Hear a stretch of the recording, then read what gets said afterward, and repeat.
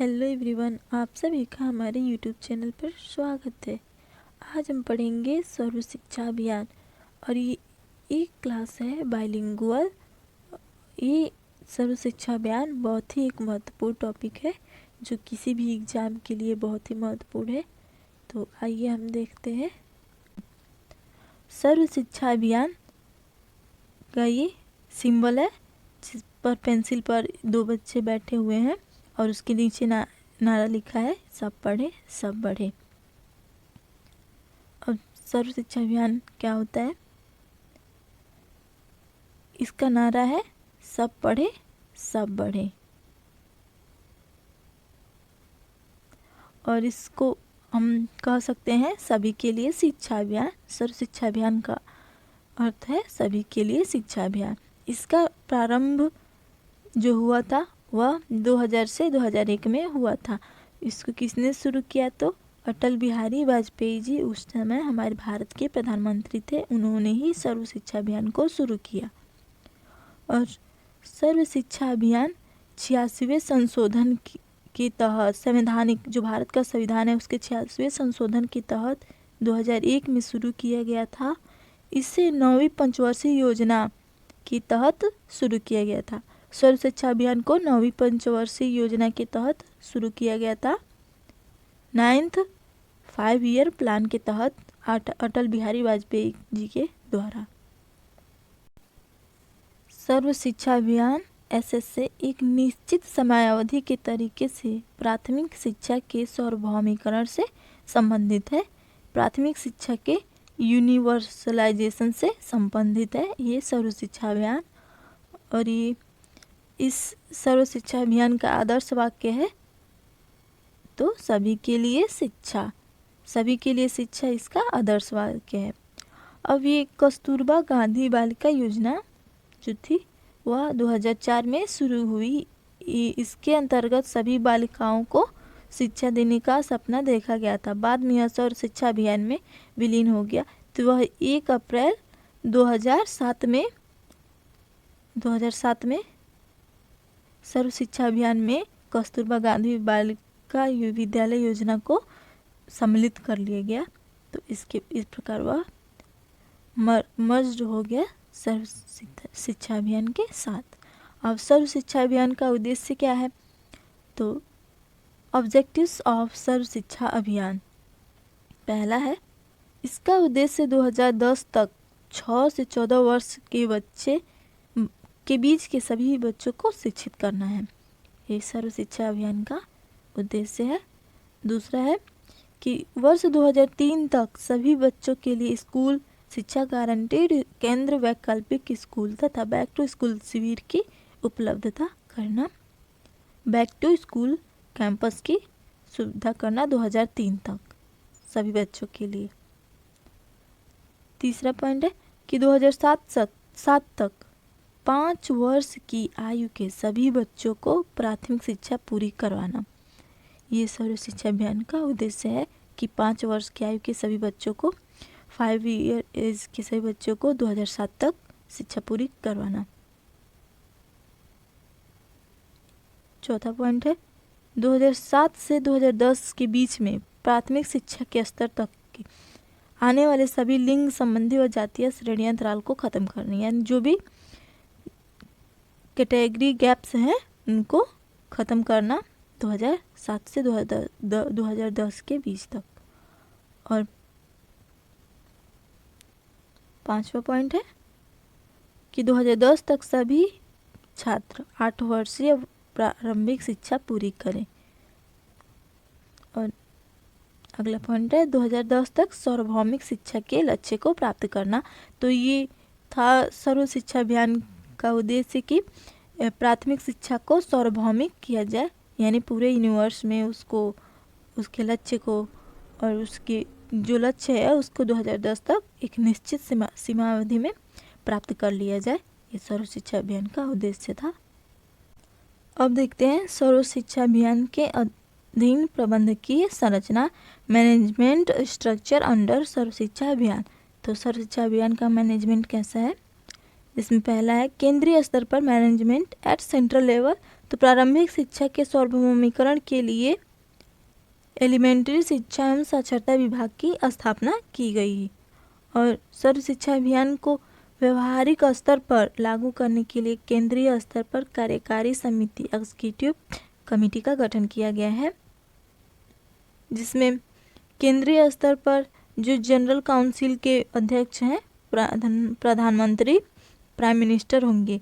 जो केंद्रीय स्तर पर अध्यक्ष होंगे वो प्रधानमंत्री और उपाध्यक्ष मानव संसाधन विकास मंत्री ह्यूमन रिसोर्स डेवलपमेंट मिनिस्टर होंगे। इसका कार्य क्षेत्र है वर्किंग एरिया निगरानी खोज मूल्यांकन एवं कार्यात्मक क्षेत्र, बजट लेखा जोखा वार्षिक रिपोर्ट एवं जांच करना, लिंग संबंधी छोटे बच्चे को देखना, विशेष आवश्यकता वाले बच्चे एवं विशेष समूह पर केंद्रित क्षेत्र इसका कार्य क्षेत्र है सर्व शिक्षा अभियान का। राज्य स्तर पर एट स्टेट लेवल सर्व शिक्षा अभियान का मैनेजमेंट देखते हैं। तो राज्य स्तर पर सर्व शिक्षा अभियान को लाने के लिए और प्रारंभिक शिक्षा के सार्वभौमिकरण के लिए स्टेट मिशन अथॉरिटी होगी। स्टेट मिशन अथॉरिटी होगी स्टेट लेवल के लिए, और स्टेट मिशन अथॉरिटी राज्य स्तर पर प्रत्येक प्रकार के निर्णय योजना तथा वित्त संबंधी कार्य हेतु स्वतंत्र होगी। Discussion planning and financial working at the state level किसी भी ऑल काइंड्स की तरफ फ्री है, मतलब ये कोई भी निर्णय ले सकती है इससे संबंधित राज्य स्तर पर। राज्य स्तर पर गठित सामान्य परिषद का अध्यक्ष राज्य का मुख्यमंत्री होगा, यानी वह जिस राज्य में ये राज्य स्तर पर हो रहा है उस राज्य का वह मुख्यमंत्री चीफ मिनिस्टर, और उपाध्यक्ष जो होंगे वह शिक्षा मंत्री मिनिस्टर ऑफ एजुकेशन होंगे। अब अगला पॉइंट है कि सर्व शिक्षा अभियान का क्रियान्वयन कौन करता है। इम्प्लीमेंटेशन ऑफ सर्व शिक्षा अभियान, तो केंद्र व राज्य सरकारें मिलकर स्थानीय सरकार तथा समुदाय के सहयोग से इस कार्यक्रम को क्रियान्वित करती है। जो सेंट्रल और स्टेट गवर्नमेंट है ये जो है ये इस कार्यक्रम का कार्यान्वयन करती है। यहाँ पर सर्व शिक्षा अभियान का कार्यान्वयन केंद्र और राज्य सरकार के द्वारा होता है, जिसमें केंद्र सरकार का जो है अध्यक्ष प्रधानमंत्री और उपाध्यक्ष मानव विकास मंत्रालय, राज्य स्तर पर अध्यक्ष मुख्यमंत्री और उपाध्यक्ष शिक्षा मंत्री होंगे। एक बहुत ही अच्छा है एक तालिका है, आप इसे याद कर सकते हैं। और देखिए साक्षरता के लक्ष्य को प्राप्त करने हेतु भारत सरकार और राज्य सरकार की जो भागीदारी थी 85 संबंधे 15 थी पहले, यानी 85% केंद्र सरकार भागीदार था तो 15% राज्य सरकार, लेकिन अब यह 65 और 35 होगी, यानी क्रियान्वयन में 65% केंद्र सरकार की होगी और 35% राज्य सरकार की। और इसकी नोडल एजेंसी है राजस्थान प्रारंभिक शिक्षा परिषद। ये सर्व शिक्षा अभियान की कार्य अवधि 10 वर्ष के लिए निश्चित की गई थी, अर्थात 2010 तक निर्धारित की गई थी। सर्व शिक्षा अभियान की प्रमुख कार्य नीतियाँ, मेजर स्ट्रेटजीज ऑफ सर्व शिक्षा अभियान। तो इसमें पहला है संस्थागत सुधार करना, इंस्टीट्यूशनल रिफॉर्म्स। दूसरा निरंतर वित्तीय पुश, कंटिन्यूड फाइनेंशियल सपोर्ट। तीसरा है ये इनके कार्य नीतियाँ हैं सर्व शिक्षा अभियान की। तीसरा है सामुदायिक स्वामित्व, कम्युनिटी ओवरशिप। चौथा है शैक्षिक प्रशासन की प्रमुख धारा में सुधार, मैनस्ट्रीमिंग रिफॉर्म्स इन एजुकेशनल एडमिनिस्ट्रेशन। पांचवा पॉइंट है अध्यापकों की भूमिका, रोल ऑफ टीचर्स। छठवां गुणवत्ता पर जोर, इम्फेसिस ऑन क्वालिटी। सातवां है परियोजना पूर्ण चरण, प्री प्रोजेक्ट फेजेस। आठवां है विशिष्ट समूह पर ध्यान, फोकस ऑन स्पेशल ग्रुप।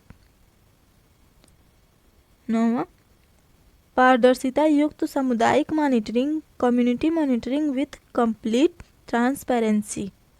10वां समुदाय के प्रति जवाबदेही, अकाउंटेबिलिटी व्यक्ति टू द कम्युनिटी। बालिका शिक्षा, गर्ल चाइल्ड एजुकेशन। और सर्व शिक्षा अभियान के घटक कौन कौन से हैं? कंपोनेंट्स ऑफ सर्व शिक्षा अभियान। तो पहला है अध्यापकों की नियुक्ति, अपॉइंटमेंट्स ऑफ टीचर्स। दूसरा अध्यापकों का परीक्षण, टीचर ट्रेनिंग।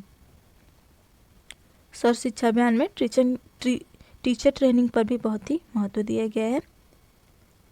तीसरा है प्राथमिक शिक्षा की गुणवत्ता में सुधार करना, यानी जो उसकी क्वालिटी है उसकी एजुकेशन की, उसको अपर लेवल तक करना, उसकी क्वालिटी को बढ़ाना। चौथा है शिक्षा और अधिगम सामग्री की व्यवस्था करना, जो अध्यापक के लिए शिक्षा में बहुत ही सहायक है TLM, उनकी व्यवस्था करना। पांचवा है शैक्षिक सहायता के लिए खंडीय एवं सामूहिक संसाधन केंद्रों की स्थापना करना, यानी ब्लॉक लेवल के लिए संसाधन केंद्रों की स्थापना करना और पंचायत लेवल के लिए। छठवां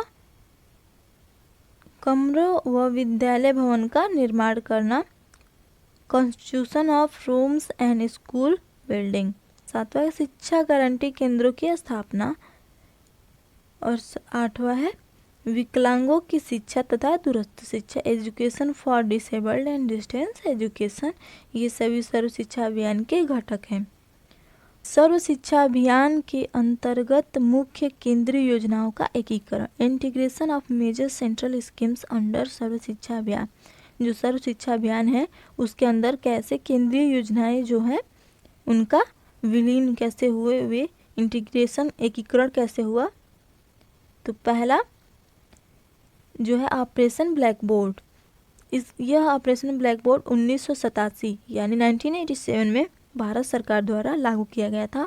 उस समय यह राष्ट्रीय शिक्षा नीति 1986 के तहत इसको लागू किया गया था। और यह 7वीं पंचवर्षीय योजना थी और उस समय भारत के प्रधानमंत्री राजीव गांधी थे ऑपरेशन ब्लैक बोर्ड जब लागू हुआ। दूसरा है शिक्षक शिक्षा की मजबूती, जो है वो शिक्षा को मजबूत किया जाए। तीसरा शिक्षा गारंटी योजना व अन्य प्रकार की शिक्षा जो है इसको भी सर्व शिक्षा अभियान में इंटीग्रेट कर लिया गया, यानी एकीकृत कर लिया गया। महिला समाख्या, महिलाओं के लिए जो शिक्षा है, घरेलू महिलाएं जो शिक्षा नहीं ग्रहण की होती हैं उनके लिए शिक्षा था। और जिला प्राथमिक शिक्षा कार्यक्रम, इसका भी एकीकरण सर्व शिक्षा अभियान में हुआ। छठवां है दोपहर खाने की व्यवस्था, यानी मिड डे मील जो है वर्ष 1995 में भारत सरकार के द्वारा सरकारी स्कूल के बच्चों के लिए शुरू किया गया था। यह इस योजना के अंतर्गत पूरे भारत के प्राथमिक और लघु माध्यमिक विद्यालयों के छात्रों को दोपहर का भोजन निःशुल्क प्रदान किया जाता है मिड डे मील के तहत। ये मिड डे मील योजना अब इसका नाम बदलकर PM पोषण कर दिया गया है। मिड डे मील का इस समय नाम बदलकर PM पोषण कर दिया गया है। सातवां पॉइंट है लोक जम्बिस प्रोजेक्ट, यह राजस्थान के 13 जनपदों में शुरू किया गया है और यह जिला स्तर का कार्यक्रम, इसका भी एकीकरण जो है सर्व शिक्षा अभियान में हो गया है।